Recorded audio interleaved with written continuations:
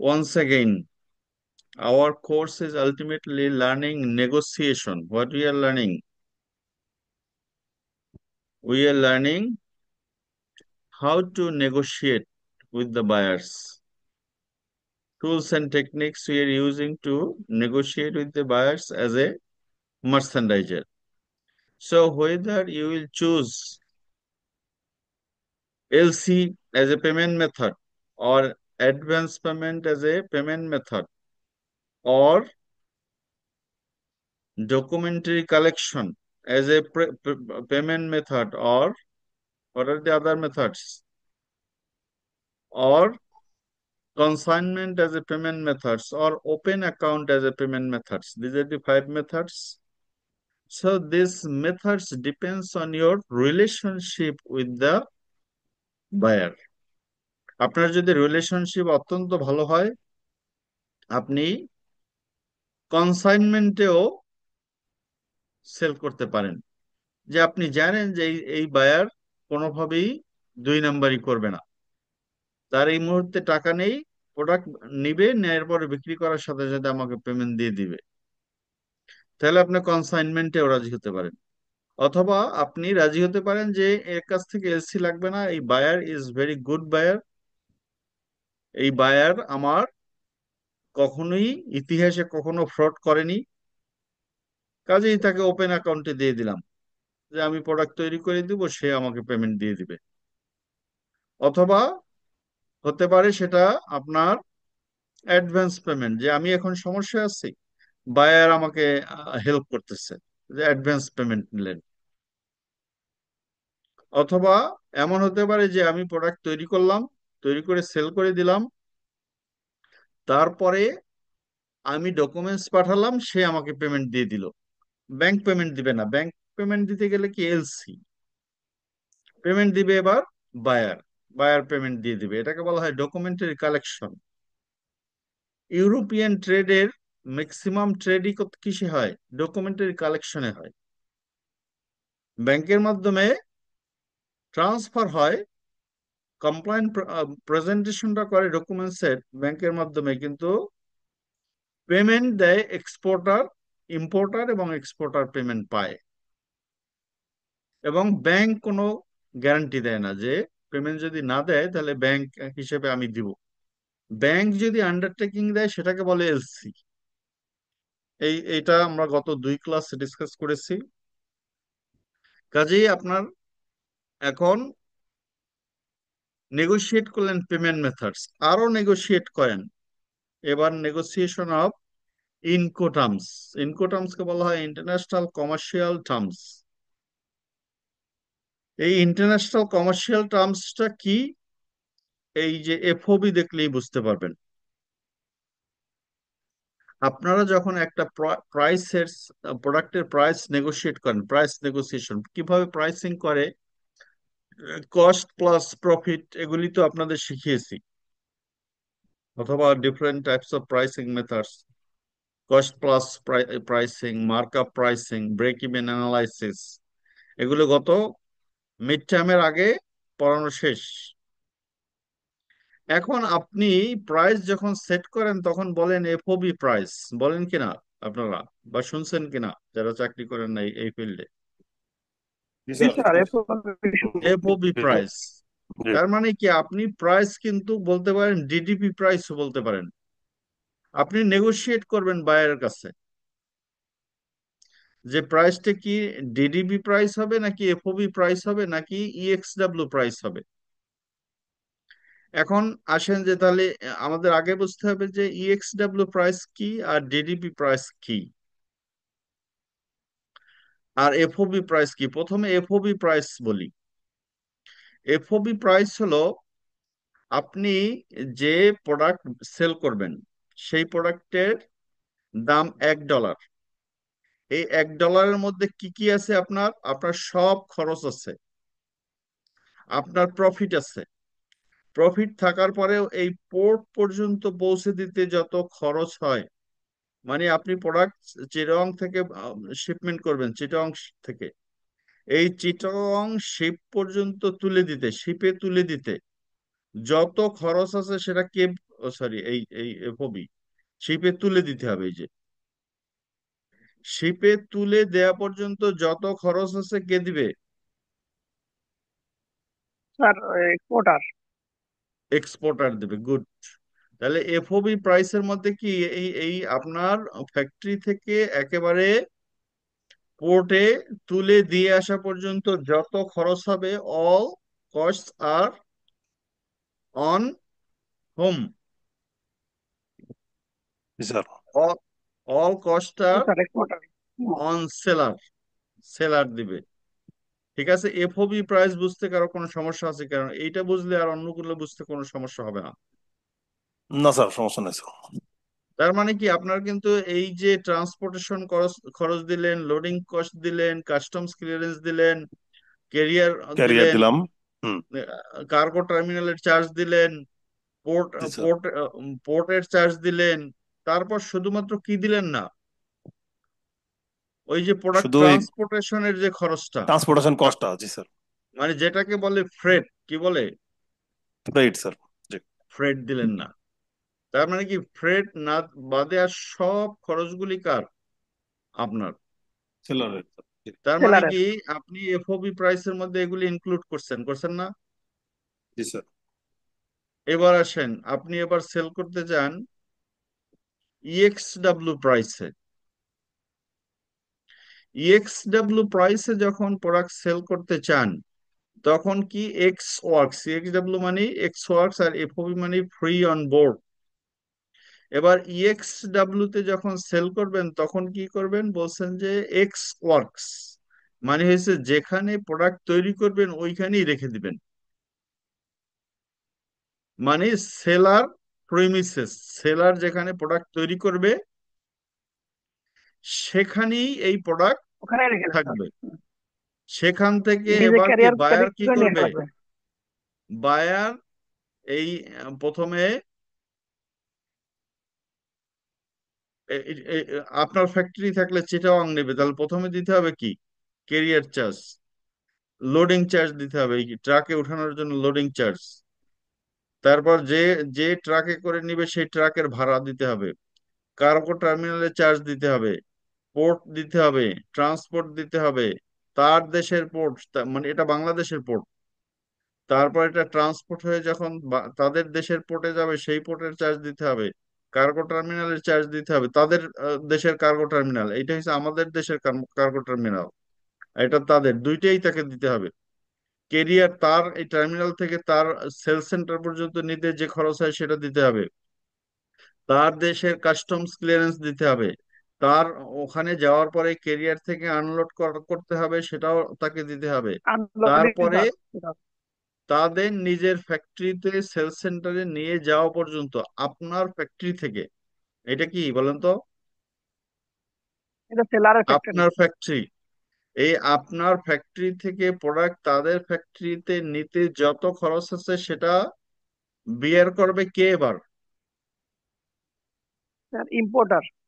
Buyer. Importer, good, buyer.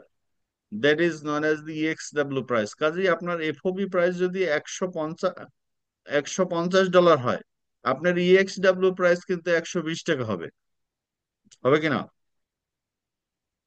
তারও কম হবে sir. তারও কম হবে। তার মানে কি আপনার you have the option to negotiate E X W price, তাহলে প্রাইসটা অনেক কম মনে হবে। কিন্তু এটা কি করতে হবে, এটা এখন আপনি বলতেছেন তারা আমাদের দেশে কিভাবে চিনে কিভাবে চিনে না, এটা আপনার বিষয় না, আপনার বিষয় না। কারণ কি এখন হচ্ছে যেমন এপি মোলার, বা যেটাকে আমরা বলি হচ্ছে মার্কস ট্রান্সপোর্ট লাইন, আছে না? শুনছেন না মার্কস ট্রান্সপোর্ট? জি স্যার। Maersk line. এই মার্কস লাইন, এই জি মার্কস স্যার। লাইনের সার্ভিস আছে কি আপনার ফ্যাক্টরি থেকে তাদের ফ্যাক্টরিতে পৌঁছে পৌঁছে দেওয়ার মতো সব সবই আছে স্যার ওদের। সিস্টেম আছে, সিস্টেম আছে। কাজেই আপনার এটা নিয়ে ওরিড হওয়ার কিছু নেই, কারণ কি আপনিও কিন্তু নিজে মাথায় করে দিয়েছেন না এখানে, বা আপনার পোর্ট পর্যন্ত ভবিতে। এটাও কিন্তু কি একটা এগ্রিমেন্ট আছে ক্লিয়ার, আপনার ফরওয়ার্ডিং এজেন্টের সাথে আছে না, সি এন্ড অবশ্যই এফ স্যার। এজেন্টের সাথে আছে না? এফওবি। কাজেই স্যার এটাও আছে। কিন্তু আপনি মাথায় করে দিয়ে আসেন না, তারাই দিয়ে আসে। এভাবে ইন্টারন্যাশনাল লজিস্টিক সার্ভিস বলে, সিজিএ, সিএমএ, সিজিএম, তারপর হচ্ছে এপি মোলার, ডিপি ওয়ার্ল্ড, এই ধরনের অনেক কোম্পানি আছে যারা আপনার ফ্যাক্টরি থেকে তাদের ফ্যাক্টরিতে প্রোডাক্ট একেবারে দিয়ে আসবে। So the logistic service providers are there. When you will negotiate, you will think about your burden and liability. এখন তো শুধুমাত্র কিসের কথা বললাম? কষ্টের কথা বললাম। এবার আসেন এই যে কস্ট ছাড়া কি প্রথম এটা কি রিস্ক? জি স্যার, জি রিস্ক কে দিবে? আপনার ফ্যাক্টরিতে যখন প্রোডাক্ট থাকবে, যদি পুড়ে যায় তাহলে আপনার দায়। ফ্যাক্টরি থেকে যখনই এই কোনো ট্রাকে লোড হবে, দায় কিন্তু আপনার থাকলো না। পুড়ে যাক, চুরি হয়ে যাক, আমাদের দেশে এই যে ঢাকা থেকে চিটাগাং প্রোডাক্ট যাওয়ার পথে কি চুরি হয়, চুরি যাক, এই all risk are on the buyer. বায়ারের রিস্ক, বা আপনার কোনো রিস্ক নাই। আপনার রিস্ক শুধু এই পর্যন্ত, আপনার প্রোডাক্ট তৈরি করে আপনার ফ্যাক্টরিতে থাকা অবস্থায় সব রিস্ক আপনার। এরপরে সব রিস্ক বায়ারের। এখন আসেন এই এই এই যে ইএক্সডব্লিউ নেগোশিয়েট করলেন, এরপরে কি ফ্রি কেরিয়ার। সেকেন্ডটা হলো কি free career, FCA. FCA price যদি সেট করেন তাহলে আপনাকে এই প্রোডাক্ট আপনার ফ্যাক্টরি থেকে ট্রাকে লোড করে দিতে হবে। ট্রাকে লোড করে দেওয়ার অর্থ হলো লোডিং চার্জ পর্যন্ত। ট্রাকের ভাড়া দিবে কে? ট্রাকের ভাড়া দিবে হচ্ছে ট্রাকের ভাড়া তো স্যার এক্সপোর্টার। এক্সপোর্টার। এক্সপোর্টার না না, না স্যার, ইম্পোর্টার দেবে, বায়ার ইম্পোর্টার। দিবে এখানে। এখানে বায়ার বায়ার দিবে দিবে, sir. Buyer. So FCA free ক্যারিয়ারও কি? ফ্রি ক্যারিয়ার বলতে এই পর্যন্ত আপনার দেয়। তারপরে যে free alongside ship. Sir free এখানে কাস্টমসটাও কাস্টমস আপনাদের দিতে স্যার হবে, এফসি তে বাংলাদেশের কাস্টমসটাও। কাস্টমস। এখন আপনি হয়তো ভাবতেছেন যে কাস্টমস তো আমাদের এইখানে হয়, এই কার্গো টার্মিনালে হয়, তাই জি না? স্যার, পোর্টে হয়, কাস্টমস পোর্টে হয়, কার্গো পোর্টে হয়, হয়। হ্যাঁ। এখন এইটা পোর্টে না হয়ে এটা আপনার কি কাস্টমস আপনার দায়িত্বেই পড়বে যদি আপনি এটাই যান। পোর্টে হোক, এটা পোর্টে মানে অবস্থান করে। আসলে কি উন্নত দেশে কাস্টমস হয় কি আপনার ফ্যাক্টরিতে থাকতেই। আপনাদের দেশের কাস্টমস কোথায় হয়ে যাবে? ফ্যাক্টরিতে থাকতেই স্যার হয়ে আমাদের যাবে। তো কাস্টমস হয় আমাদের চিটাগাঙ্গায়। আমাদের কাস্টমস হয় কাস্টমস অফিসে। কাস্টমস অফিসটা কোথায় আছে? আছে হচ্ছে আমাদের এই টার্মিনালে, এই কার্গো টার্মিনালে। টার্মিনালে থাকে, সেই টার্মিনালটা এয়ারপোর্টে হলে এয়ারপোর্টে আছে, যদি ল্যান্ড পোর্টে হয় ল্যান্ড পোর্টে আছে, যদি আপনার শিপমেন্ট হয় তাহলে শিপিং পোর্টে আছে। কারণ কি আমরা হচ্ছে জাতিগতভাবে ফ্রড। আমরা যখন কোনো সুযোগ পাই তাহলে সেখানে ফাঁকি দিয়ে দিই। এই ফাঁকি দিয়ে যেন আপনি প্রোডাক্ট দেশের বাইরে পাঠাতে না পারেন, সেই কারণে আমাদের টার্মিনাল গুলিতে আছে। কিন্তু আসলে কি উন্নত দেশে কি অফিস থাকে অফিসে, ঢাকা শহরে অফিস থাকার কথা ঢাকা শহরে আছে, বা আপনার চিটাগাং এ থাকার কথা চিটাগাং এ আছে। তাহলে পেমেন্ট হয় কিভাবে? পেমেন্ট হয় অনলাইনে। এখন কিন্তু আমাদের দেশে অনলাইনে হয় না? বিকাশ দিয়েও পেমেন্ট করতে অনলাইনে পারেন। হয়, কিন্তু স্যার কাস্টমস করার পরেও অনেকে এখন ফেক করতে পারে, মানে ওই ওর মধ্যে আবার অনেক মাল ঢুকাইলো কিংবা এক্সট্রা, মানে মানে ঢোকায় সংযোজন সে। বিয়োজন করতে পারে, যার কারণে পোর্টে যায় করে। এখন সেই সেই ওই ঢুকবে যে প্রোডাক্টের কাস্টমস দিচ্ছেন, সেই প্রোডাক্টটি কাস্টমসে ঢুকবে, সেটা চেক করতে পারে পোর্টের গেটম্যান। বা পোর্টে যে স্ক্যানার থাকবে, সে স্ক্যানিং করে দেখবে যে সে যে প্রোডাক্ট নিয়ে যাচ্ছে সেটাই এখানে আছে কিনা।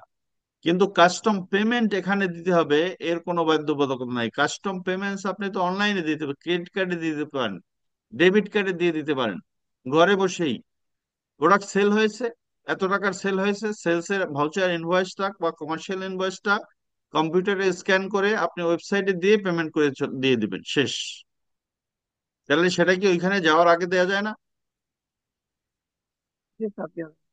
দেয়া যায়। কাজেই আপনি এই এই এই কাস্টমার বলতে বাংলাদেশের অভ্যন্তরীণ বাংলাদেশের মধ্যে থেকেই আপনি দিয়ে দিতে পারেন। সেটা এখানে এখানে লিখছে আমাদের। এখন যদি আমি যদি ড্রয়িং করতাম তাহলে এটা দিতাম এখানে, বুঝছেন? এই কাস্টমস জি স্যার। দিতাম এখানে, তাহলে আপনার বুঝতে আর কোনো সমস্যা হতো না। কিন্তু আপনার এটা ওই আইসিসির, ইন্টারন্যাশনাল চেম্বার অফ কমার্সের পাবলিকেশন, তারাই এইভাবে লিখছে। তাহলে ফ্রি ক্যারিয়ার বলতে your local transportation is up to local transportation, you have to carry the goods. এবার ফ্রি অ্যালং সাইড শিপ, এবার শিপের পাশে পর্যন্ত দিয়ে আসবেন। এফওবি তে কি, আপনি পোর্টের যে শিপ আছে শিপে তুলে দিতে হবে, ঠিক আছে। এবার শিপের তুলে না, শিপের পাশে দিয়ে আসলেই হবে, এটার নাম হচ্ছে FS, free alongside ship. You reach the product alongside ship, শিপের পাশে, শিপের ডক আছে না, ডক, ডক টার্মিনালে দিয়ে আসবেন আপনি। এই ডক থেকে প্রোডাক্ট শিপে লোড করার জন্য এই কাজ আপনার না, এই কাজ বাইরে। বায়ারের। Free alongside ship. আর একটা হলো ফ্রি অন বোর্ড, এটা তো আপনারা সবাই জানেন। কাজে আপনার কি অপশন আছে ইএক্সডাব্লিউ তে নেগোশিয়েট করার অপশন আছে কিনা? জি স্যার তাহলে আছে। প্রাইসটা অনেক কম মনে হবে। আর যদি আপনি এফওবি তে করেন তাহলে প্রাইসটা আপনার বাড়তে থাকবে আস্তে আস্তে। কি, the price of the product is increasing. এখন CFR, cost, cost and freight হবে, এটা অন না এন্ড, কস্ট এন্ড ফ্রেট। ঠিক। এবার কি, কস্ট বলতে ট্রান্সপোর্টেশন, কাস্টমস, এই সব কস্ট আপনাকে দিতে হবে, এখানে শিপে তুলে দিতে হবে। তুলে দেওয়ার পরে এই যে তাদের পোর্টে যাওয়া পর্যন্ত যে আপনার, তার মানে কি জাহাজ ভাড়াও আপনাকে দিতে হবে বা ফ্রেট। জাহাজ ভাড়া কে দিবে? জাহাজ ভাড়া এক্সপোর্টার দিবে এখানে। এক্সপোর্টার দিবে, ইম্পোর্টার কিন্তু দিবে না। এখন একটা জিনিস ইম্পোর্টারকে দিতে হবে, সেটা হলো যে রিস্ক। কি দিতে হবে? এই শিপের মধ্যে যদি শিপ যদি ডুবে যায় তাহলে কার লায়াবিলিটি সেটা? এটা ইম্পোর্টার। ইম্পোর্টারের দায়িত্ব এটা, এক্সপোর্টারের লায়াবিলিটির মধ্যে পড়বে না, ঠিক আছে। শুধু ফ্রেট মানে জাহাজ ভাড়া আপনার দায়িত্বে পড়বে, এক্সপোর্টারের দায়িত্বে। কিন্তু আপনার ইন্স্যুরেন্স বা রিস্কটা রিস্ক, বাড়া দিবে। এখন আমরা রিস্ক কে বলি, ইন্স্যুরেন্স কি বলি? ইন্স্যুরেন্স। ইন্স্যুরেন্স বলি। ইন্স্যুরেন্স কাভারেজ দেয়, এখানে একটু ভুল আছে যে রিস্ক আবার ইন্স্যুরেন্স দুটো আলাদা করে দেখানো, দুটো একই জিনিস। এখন আপনার রিস্ক, সাধারণত আপনি কি কোনো প্রোডাক্ট সেল করতে পারেন ইন্স্যুরেন্স কভারেজ ছাড়া? কোনো অভিজ্ঞতা আছে কারো? ইন্স্যুরেন্স কভারেজ ছাড়া কোনো প্রোডাক্ট এখন আর সেল করা যায় না, স্যার ইন্স্যুরেন্স হলো তো, ইন্স্যুরেন্স, ইন্স্যুরেন্স তো মাস্ট লাগবে। ইন্স্যুরেন্স তো মাস্ট লাগে। কাজেই এই যে এইগুলি এখন আপডেট হয়েছে। কস্ট অ্যান্ড ফ্রেড, এই যে রিস্কের কথা বলা হচ্ছে, রিস্ক বলতে ইন্স্যুরেন্স কে বোঝানো হয়। রিস্ক তাহলে কার? ইন্স্যুরেন্স কোম্পানির, কারণ আপনি তো প্রিমিয়াম দিয়ে দেন। কিন্তু সেই প্রিমিয়ামটা কে দিবে এখানে বলেন তো? স্যার এই রিস্ক তো দেবে, বায়ার দিবে স্যার। বায়ার দিবে এখানে। কিন্তু আপনার যদি কস্ট, ইন্স্যুরেন্স অ্যান্ড ফ্রেট হয়, কি এখানে এবার এবার কি সিআইএফ প্রাইস যদি হয়, CIF, cost insurance and freight, তাহলে কিন্তু ইন্স্যুরেন্স কভারেজও আপনাকে দিতে হবে, রিস্কও আপনার। তাদের কোর্ট পর্যন্ত পৌঁছে দিবে। পোর্ট অফ ডিসচার্জ, এটাকে কি বলে? Port of destination, sorry. এই পোর্ট অফ ডেস্টিনেশন যাওয়া যাওয়া পর্যন্ত সব ইন্স্যুরেন্স কভারেজও আপনার, রিস্কও আপনার। আর ইউ গেটিং? স্যার বুঝতেছেন তো? এখানে কিন্তু দেখাচ্ছে যে বায়ার, স্যার যে রেড সিগন্যালটা আমার আমার দেয় নাই। কোনটা? স্যার না, রিস্কের এটা যে এটা রেড, এটা রেড কালার। টানাটানিতে ভুল আছে, একটু টানাটানিতে ভুল আছে। এই যে স্যার ইন্স্যুরেন্স হ্যালো। আপনার, এটা ইন্স্যুরেন্স আলাদা করে দেখানো হয়েছে এখানে, এই যে এখানে cost, insurance and freight, insurance কভারেজও আপনাকে দিতে হবে, কস্টও আপনাকে দিতে হবে, ফ্রেট চার্জও আপনাকে দিতে হবে। কোন পর্যন্ত? এই তাদের দেশে পোর্ট অফ পোর্ট পর্যন্ত। ডেস্টিনেশন পর্যন্ত।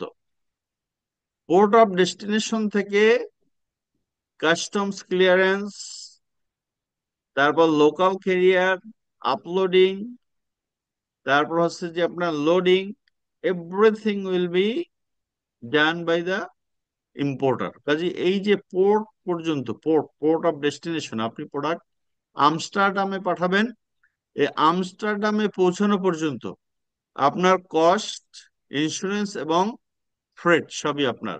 কস্ট, এখানে কস্ট, ইন্স্যুরেন্স, ফ্রেট বলতে কস্টকে বলা হয় আপনার ট্রান্সপোর্টেশন কস্ট, কাস্টমস কস্ট। ইন্স্যুরেন্সকে বলা হয় রিস্ক, আর ফ্রেটকে বলা হয় আপনার ভাড়া, জাহাজ ভাড়া। Are you getting what is it? জি স্যার। জি স্যার। এরপরে আপনার, আপনি কি নেগোশিয়েট করতে পারেন, সিপিটি তেও নেগোশিয়েট করতেন, CPT, carriage paid to. Carriage paid two মানে কি, এই পর্যন্ত আপনি দিয়ে আসবেন তাদের পোর্ট পর্যন্ত, কিন্তু শুধু ভাড়া পর্যন্ত। রিস্ক ইম্পোর্টারের, ইন্স্যুরেন্স কভারেজ কে দিবে? বায়ার দেবে। সব বায়ার দিবে স্যার। বায়ার দিবে। এবার carriage and insurance paid to, এবার এবার আরেকটু বাড়ছে কি, ক্যারেজও দিবেন। এখন আপনি বলতে বলতে পারেন যে স্যার এইটা, এগুলি তো আর এইটা তো একই হয়ে গেল, carriage paid to, carriage and insurance paid to, এগুলি তো এই যে এইটার মধ্যে পড়ে যায়, কস্ট, ইন্স্যুরেন্স এন্ড ফ্রেটের মধ্যে পড়ে যায়, তাই না? জি স্যার। পড়ে যায়। এখন ডিফারেন্সটা কি? ডিফারেন্স হলো যে এই চারটা শুধুমাত্র সি ট্রান্সপোর্টের ক্ষেত্রে। কি ট্রান্সপোর্ট? স্যার প্রোডাক্ট যদি জাহাজে করে। পানি দিয়ে যায়, পানি, এই এই চারটা হলো প্রোডাক্ট যদি পানি দিয়ে যায় তাহলে। প্রোডাক্ট যদি এখন ইন্ডিয়ায় যায়, ইন্ডিয়ায় পাঠালে কি এফওবি ব্যবহার করতে পারবেন? ইন্ডিয়ায় কি পানি দিয়ে না প্রোডাক্ট স্যার। পাঠান? ও, বাই রোডে স্যার যাওয়া যায়, হ্যাঁ। না স্যার। বাই রোডে, কাজে না স্যার, বাই রোড হইলে এই এই এফওবি ইউজ করা যাবে না। বাই রোডে স্যার। বাই রোড হলে কি করা যাবে না?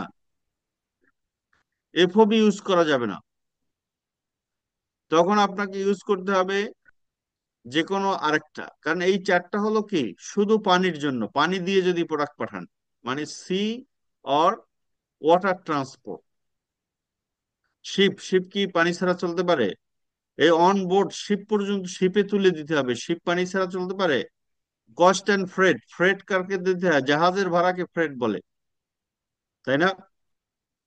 কস্ট, ইন্স্যুরেন্স এন্ড ফ্রেট, এই ফ্রেট শব্দটা আছে, ফ্রেট শব্দ থাকা, শিপ শব্দ থাকার মানে হলো এটা হলো জাহাজ, পানির সাথে জড়িত। কাজেই আপনারা যখন প্রোডাক্ট সেল করবেন, যদি পানির মাধ্যমে সেল করেন, এই এই এই চারটা লাগবে। আর যদি এয়ার ট্রান্সপোর্ট করেন তাহলে আপনি অন্যগুলি ব্যবহার করতে পারবেন, এইটা পারবেন, এইটা পারবেন, এইটা পারবেন, এইটা পারবেন। এখন আসেন ক্যারেজ পেইড টু, তারা ক্যারেজ, এবার কি ফ্রেট শব্দটা না বলে বলছে ক্যারেজ। আপনাকে এই পর্যন্ত ভাড়া পরিশোধ করতে হবে তাদের দেশে যাওয়া পর্যন্ত। এই পোর্টটা কি হতে পারে? এয়ারপোর্ট হতে পারে, এই ট্রান্সপোর্টের শিপও হতে পারে, এয়ারও হতে পারে। তারপর হলো সিআইভি, কস্ট, ইন্স্যুরেন্স। এবার কি আগেরটাই শুধু ক্যারেজ দিতেন, এবার ইন্স্যুরেন্সও দিতে হবে আপনাকে, রিস্ক আর আপনার রিস্ক ও ইন্স্যুরেন্সও আপনাকে দিতে হবে। এরপরে আসেন যে delivered unloaded, upload. Uploaded, sorry, delivered uploaded মানে কি, আপনি এবার শিপ, পোর্ট না, পোর্ট থেকে আপনার পোর্ট ক্লিয়ারেন্স নেওয়ার পরে তাদের যে ট্রান্সপোর্ট সার্ভিস থাকবে সেই ট্রান্সপোর্টে তুলে দিবেন। এটাকে বলা হয় ডেলিভার্ড আনলোডেড। ঠিক আছে? একদম আপনি প্রোডাক্ট তাদের তাদের নিজস্ব কেরিয়ারে লোড করা পর্যন্ত আপনাকে দায়িত্ব নিতে হবে। এই আনলোডেড বলতে বোঝানো হয়েছে যে পোর্ট থেকে, শিপ থেকে আনলোড করা, এয়ারপোর্ট থেকে আনলোড করা, মানে এয়ারপোর্ট থেকে নামানোর উপর দায়িত্ব পর্যন্ত আপনার। শিপ থেকে আপনার তাদের কার্গো টার্মিনালে নামিয়ে দেয় আপনার দায়িত্ব। আনলোড করে দিতে হবে। আনলোড করুন। মানে আনলোড করাটা, এটা তো বুঝতেছেন, আপনার আনলোড করার দায়িত্ব আপনার। জি স্যার। এটা আমাদের আমাদের এই যে যখন বাংলাদেশ থেকে ইন্ডিয়ায় প্রোডাক্ট যায় তখন আপনারা কি করেন, আনলোড করে দিয়ে তাদের ট্রাকে তুলে দেন, কিন্তু এই ডিপিইউ টার্মস ইউজ করবেন। যদি তাদের তাদের ট্রাক পর্যন্ত আপনাকে আমাদের ট্রাক থেকে প্রোডাক্ট ওই ওপারে নেয়ার পরে তারপর আমাদের ট্রাক থেকে আনলোড করার দায়িত্ব আপনার। ঠিক আছে? তারপরে যে ডিএপি, ডেলিভার্ড এট প্লেস, আস্তে আস্তে কিন্তু risk of the risk and cost of the seller is increasing. Risk and cost of the seller is increasing, isn't it? আপনাদের খরচ বাড়তেছে কিন্তু। এরপর হচ্ছে ডেলিভার্ড জি এট স্যার, প্লেস। এক্সপোর্টারের এখন কথা। শুধুমাত্র পোর্ট না, এখন বলছে যে আমস্টারডাম না, আপনাকে প্রোডাক্ট তো পৌঁছে দিতে হবে কোনো একটা শহরের নাম। সেই শহরের এই মানে এট প্লেস, যে প্লেসের নাম বলা থাকবে সেই পর্যন্ত প্রোডাক্ট তৈরি করে দিতে পৌঁছে দিতে হবে। যে প্লেসের নাম থাকবে, যদি নাম থাকে নিউ ইয়র্ক, তাহলে নিউ ইয়র্ক পোর্ট না, নিউ ইয়র্ক পর্যন্ত প্রোডাক্ট তৈরি পৌঁছে দিতে হবে। এটা যে ডেলিভার্ড এট প্লেস, যে প্লেসের নাম, এট প্লেস বলতে এখানে একটা প্লেসের নাম থাকবে। Delivered at New York, product New York পর্যন্ত পৌঁছে দিতে হবে। তার মানে কি আপনার কস্ট এবং রিস্ক দুটোই বাড়তেছে। এরপর হলো যে ডিডিপি, ডেলিভার ডিউটি পেইড। এখন কি আপনার আরো একদম কাস্টমস ক্লিয়ারেন্স দিতে হবে না? প্রোডাক্ট ওই যে ট্রাম্প বলছে যে 35%, সেই 35% এবার আপনার বার্ডেন। তাহলে আপনি কি জিডিপি তে প্রোডাক্ট সেল করবেন? না স্যার। একটু আগে যে আপনি বলছেন যে আমাদের কোনো সমস্যা হবে কিনা, আপনাদের কিন- সমস্যা হবে যদি আপনি প্রোডাক্ট হিসেবে বিক্রি করেন। কিন্তু স্যার, স্যার প্রাইস নেগোসিয়েশনের ক্ষেত্রে তো ওনারা এটা আমাদেরকে মানে আমাদের উপরে ছেড়ে দেবে যে আমাদের তো 15% তোমাদের থেকে নিলে পরে বেশি প্রাইস দিতে হবে, মানে ইয়ে দিতে হবে, মানে ট্যাক্স দিতে হবে ট্রাম্পে। মানে ওই দেশে ঢুকলে তো আমার 15% বেশি দিতে হবে, সো প্রাইস 15% কমাই নিতে হবে, এরকম যদি কোনো ইয়ে দেয় স্যার। এরকম এরকম আপনারা করবেন না। কারণ বলবেন যে এটা তো আমাদের যে মিনিমাম খরচ সেটা তো দিতে হবে, র মেটেরিয়ালস এর প্রাইস তো দিতে হবে, লেবারের চার্জ তো দিতে হবে। লেবার মেটেরিয়ালস এর চার্জ দেওয়ার পরে তো এখন বর্তমানে আপনি মিনিমাম প্রাইসে সেল করেন প্রোডাক্ট। কাজেই যে স্যার আপনার যখন দেশের ট্যাক্স, এটা ট্রাম্পকে বলেন যে ট্রাম্প দিবে, এটা আপনার দেশের ট্যাক্স আমি দিতে পারবো না। আর যদি নেগোশিয়েট করেন ডিডিপি, তাহলে আপনাকে দিতে হবে। শুধুমাত্র এই ডিডিপি যদি হয় তাহলে কি হবে, আপনার ঘাড়ে পড়বে ট্রাম্পের 35% ট্যাক্স। এই ডিডিপি না হলে যে কোনোটায় নেগোশিয়েট করলে আপনার আর কোনো সমস্যা নেই। এখন আপনি নেগোশিয়েট করতে পারবেন যে আপনার ইএক্সডাব্লিউ প্রাইস নেন, তাহলে আমার আমার খরচ কম। আপনি এপিএল অথবা এপি মোলার অথবা আপনার মার্কস শিপিং লাইনের মাধ্যমে প্রোডাক্ট নেন, আমাকে শুধু লেবার প্রোডাকশন কস্টের মধ্যে তো লেবার কস্ট পড়ে, মেটেরিয়ালস, লেবার, ওভারহেড, আর 10% প্রফিট দিয়ে আপনি নিয়ে যান প্রোডাক্ট। এই তাহলে আমি আপনাকে প্রোডাক্ট ফ্যাক্টরিতে রেখে দিই, এখান থেকে নিয়ে যাবেন। ঠিক আছে? কাজেই আপনি আপনার একদম মিনিমাম প্রাইস হলো ইএক্সডাব্লিউ প্রাইস।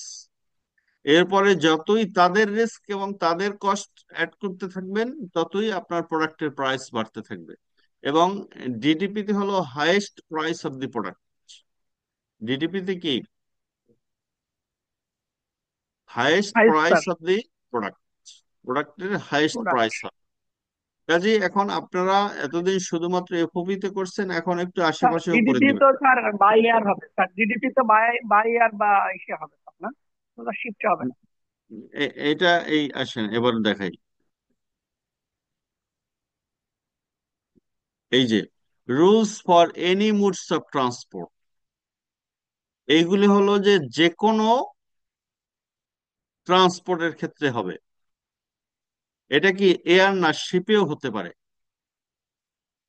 ঠিক আছে? শুধু আপনার বাইন্ডিংস হলো এই চারটা, এফএস, এফওবি, সিএফআর এবং সিএফ। এই চারটা আপনি এয়ারে ইউজ করতে পারবেন না, ল্যান্ডে ইউজ করতে পারবেন না, শুধু শিপ, এই যে waterway transport, only sea, only for rules sea. For sea and inland waterway transport. শুধুমাত্র প্রোডাক্ট যদি আপনি পানি দিয়ে পাঠান তাহলে এই চারটা। আর ডিডিপি কি, আপনি এনি মুডস অফ ট্রান্সপোর্ট, শিপেও ব্যবহার করতে পারবেন, মানে পানিতেও ব্যবহার করতে পারবেন, কিন্তু এগুলি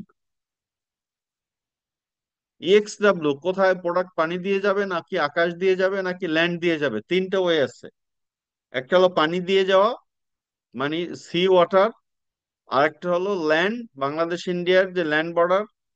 আরেকটা হলো এয়ার, এয়ারপোর্ট দিয়ে যেতে হবে, আকাশ থেকে যাতায়াত, মানে আকাশ, পানি আর স্থল।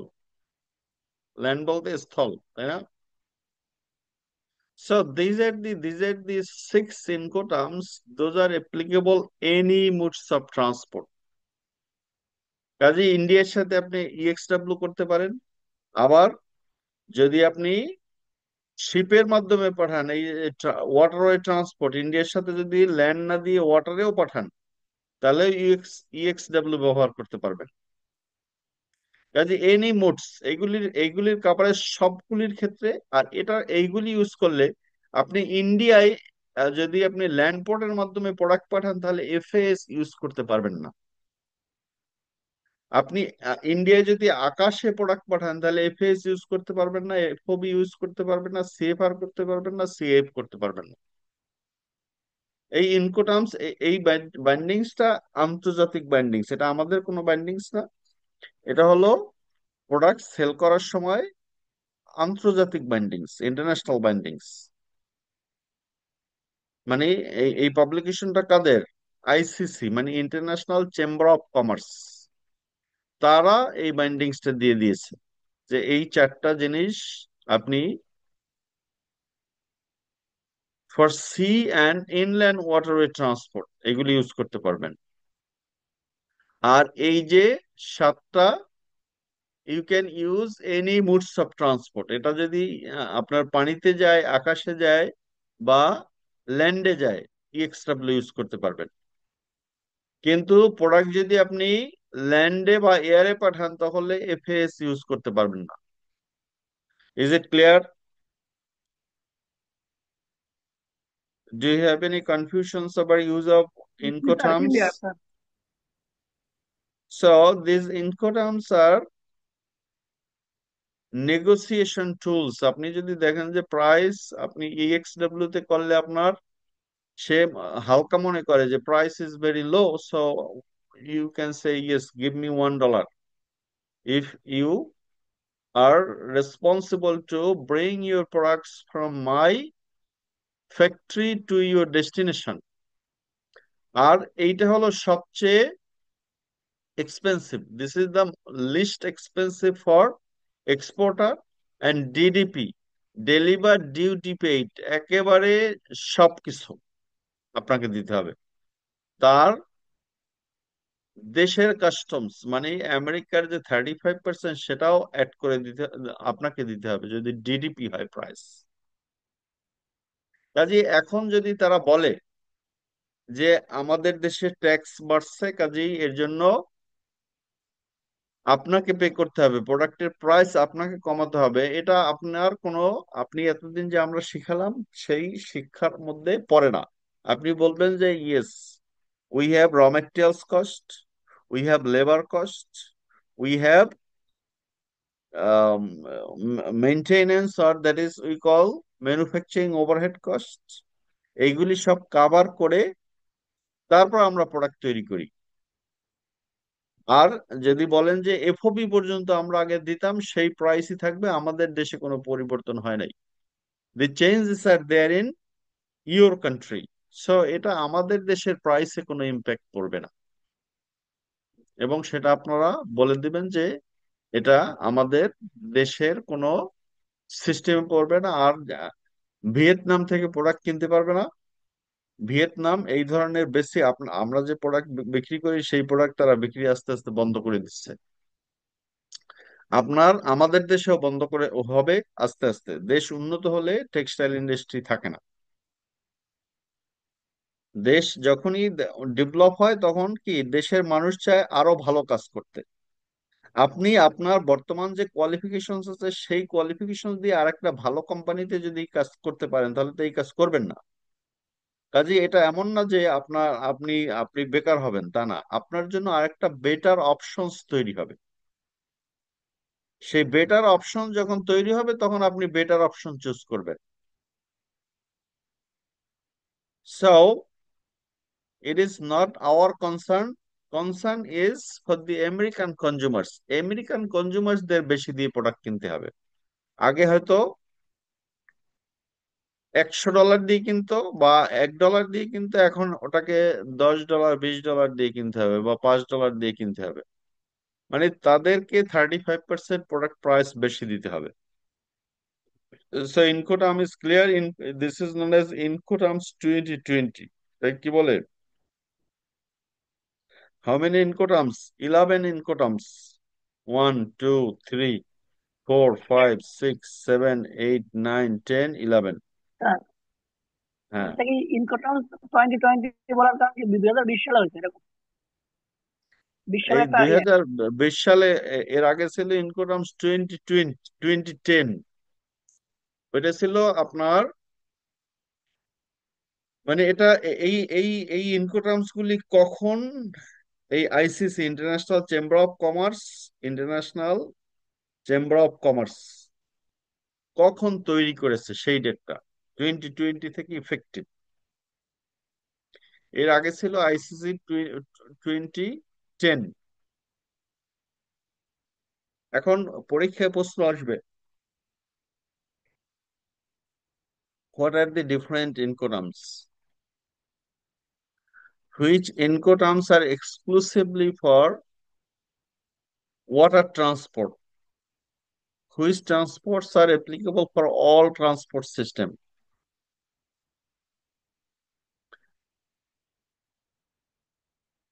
তারপর আপনার এখান থেকে এইগুলি আপনার প্রশ্ন থাকবে, ঠিক আছে?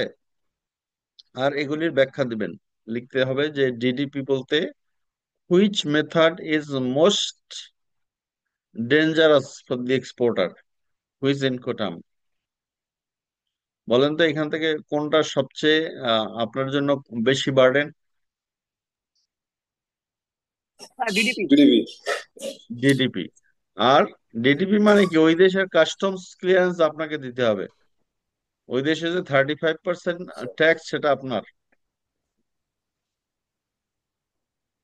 আর এটা শুধুমাত্র আমেরিকাতে জন্য, আর এই ট্যাক্স তো অন্য দেশের জন্য, অন্য দেশে তো আমাদের ট্যাক্স দিতে হয় না,